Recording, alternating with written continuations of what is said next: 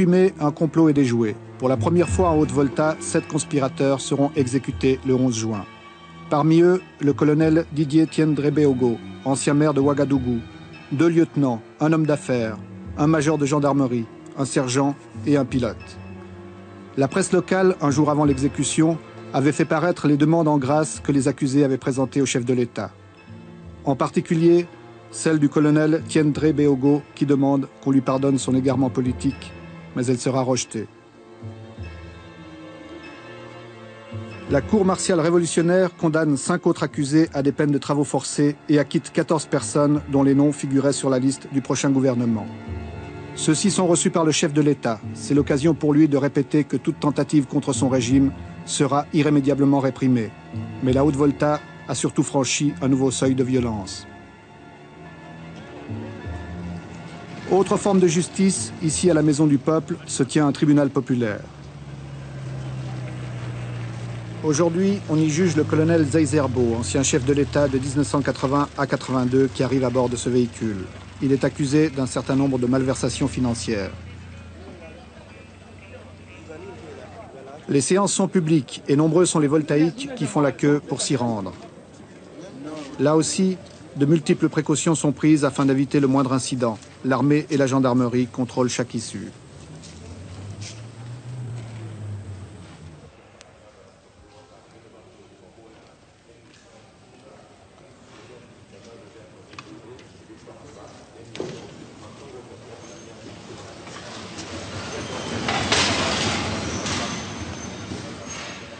La cour arrive.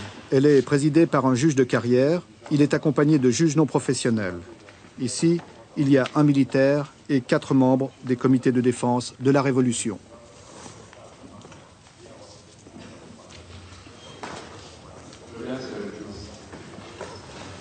En face, les accusés. L'ancien président, plusieurs ministres et membres du comité militaire de redressement pour le progrès national.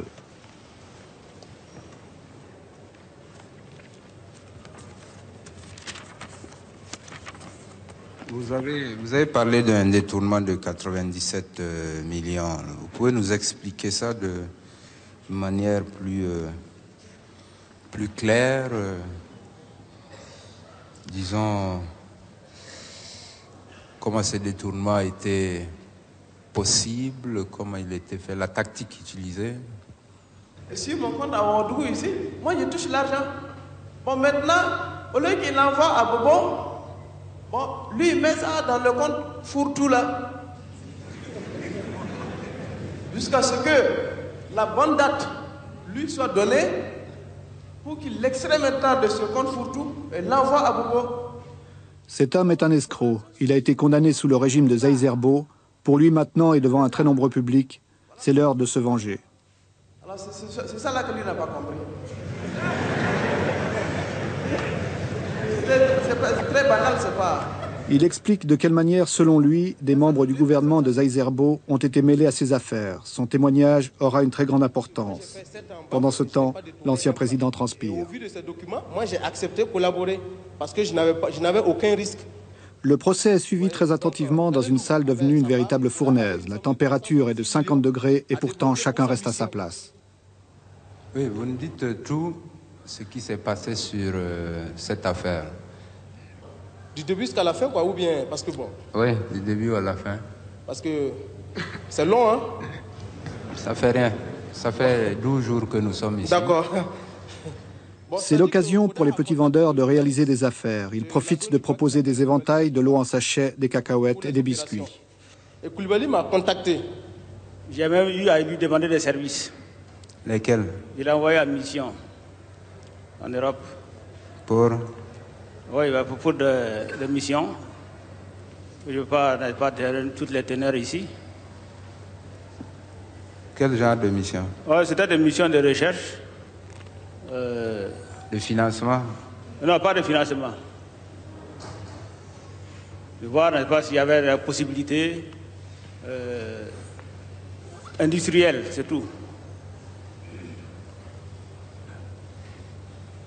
Et puis, aussi, des missions d'autres, je ne peux pas préciser ici, des missions d'autres renseignements, précisément que je ne peux pas préciser.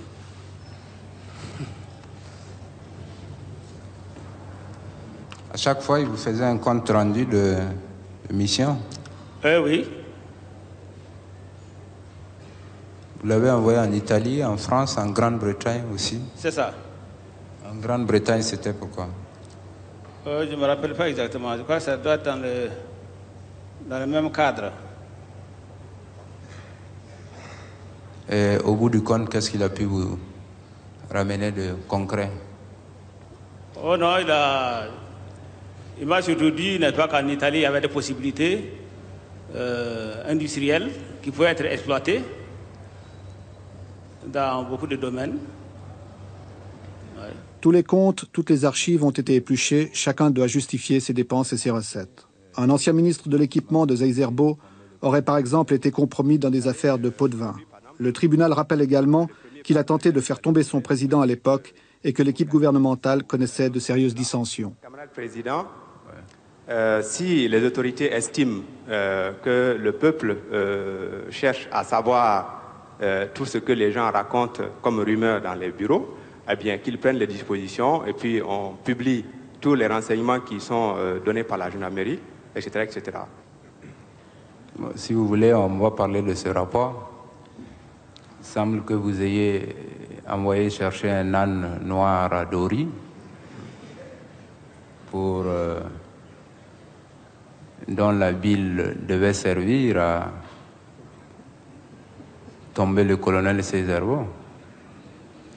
Je dis, camarade président, que vous savez, les gens racontent ce qu'ils veulent et ils choisissent leur poids, ils en disent ce qu'ils en pensent, ça c'est leur affaire. Si quelqu'un m'a vu à Dori, s'il m'a vu avec un âne noir ou un chameau ou autre chose, il peut le dire. Pour ce qui me concerne, je sais ce que je suis, je fais ce que je crois, et puis les gens ils disent ce qu'ils en pensent. Les accusés présentent eux-mêmes leur défense. Ils n'ont pas le droit d'être assistés d'un avocat. Camarade président, camarade juge, j'ai été désigné par l'armée à la tête du CRPN et de l'État. Ma conception personnelle du rôle du chef de l'État dans un régime militaire a toujours été de considérer ce rôle comme une mission temporaire de l'armée et non comme un acquis personnel et définitif. Camarade président, camarade juge, des erreurs ont certainement été commises par moi et mes collaborateurs du comité directeur. Mais une fois de plus, la méchanceté ne nous a jamais habités, comme certains ont tenté de le faire croire devant vous, camarades présidents, camarades juges et camarades membres du tribunal populaire de la Révolution. Je m'en remets à votre équité. Merci, camarade président. Au tribunal populaire, pas de procureur non plus. La sentence sera rendue sans appel. Le tribunal se retire pour délibérer. Pour le public, mais surtout pour les accusés, une longue attente commence. Pour la première fois, ils ont dû en public expliquer leurs décisions, leur comportement, leur gestion, et celui-ci découvre avec stupéfaction certaines pratiques délictueuses qu'il ne connaissait pas. Pour donner à ces débats un caractère exemplaire, tout le procès est radiodiffusé en direct dans l'ensemble du pays. Un commentateur le traduit en langue nationale.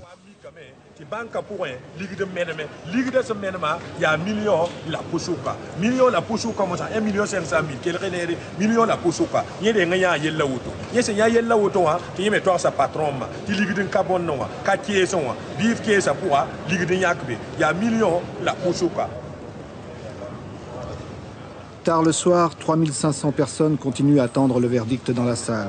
Les familles des accusés sont là, en particulier les proches de l'ancien président Zaïs-Erbo.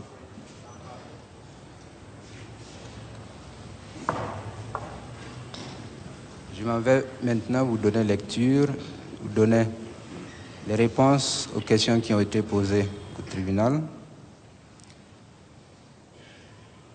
Zaïs-Erbo. Président, camarade président. Est-il coupable de détournement portant sur la somme de 91 millions de francs au préjudice de l'État voltaïque? Le tribunal à la majorité absolue a répondu oui et dit que le détournement porte sur la somme de 61 338 101 francs. Le tribunal statuant en premier et en dernier ressort, contradictoirement, prononce le jugement suivant. Seizerbo. Le tribunal vous condamne à 15 ans d'emprisonnement, dont 7 ans avec sursis.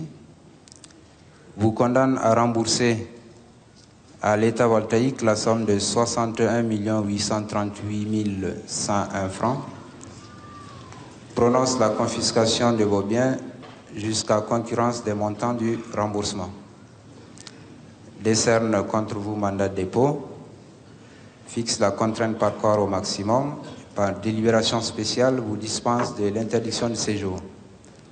Asseyez-vous.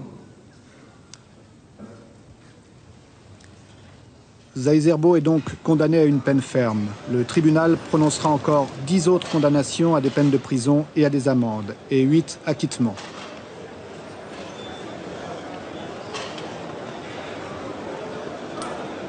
Les tribunaux populaires de la Révolution, selon le capitaine Sankara, ont comme objectif de moraliser la chose publique et de décourager les tentatives de corruption ou de détournement de fonds.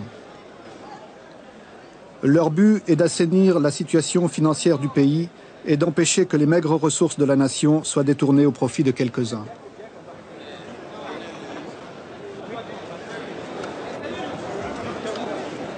Une révolution qui n'est dirigée contre aucun peuple, contre aucun pays. Une révolution qui vise à redonner au peuple voltaïque sa dignité et à lui permettre d'accéder lui aussi à un bonheur qu'il aura défini d'après ses normes à lui. Le bonheur ailleurs, le développement ailleurs se mesure en forme de ratio, tant de quintaux d'acier par habitant, tant de tonnes de béton par habitant, tant de numéros de téléphone par habitant, etc.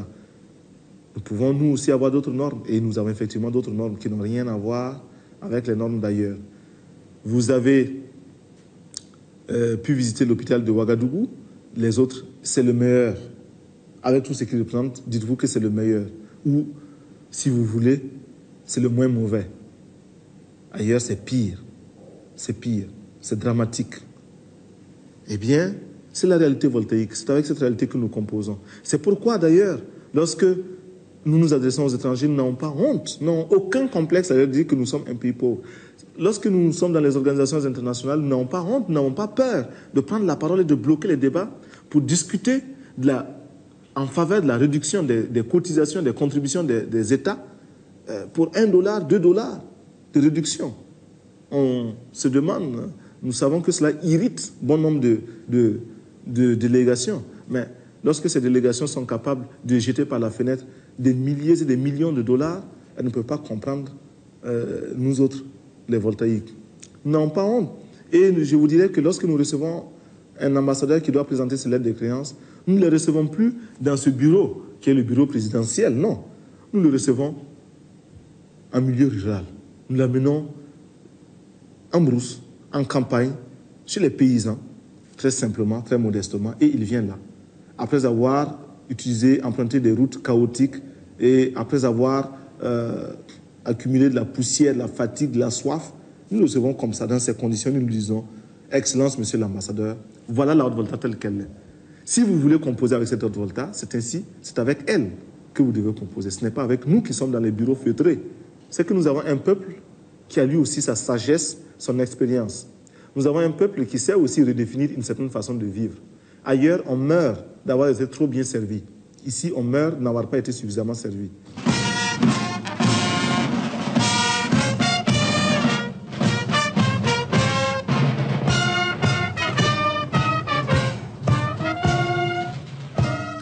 Pour le moment, la Haute-Volta vit des heures difficiles, entre les rêves et les exigences du capitaine Sankara, entre la violence et les exécutions, entre la pauvreté et la sécheresse, elle cherche douloureusement sa voie.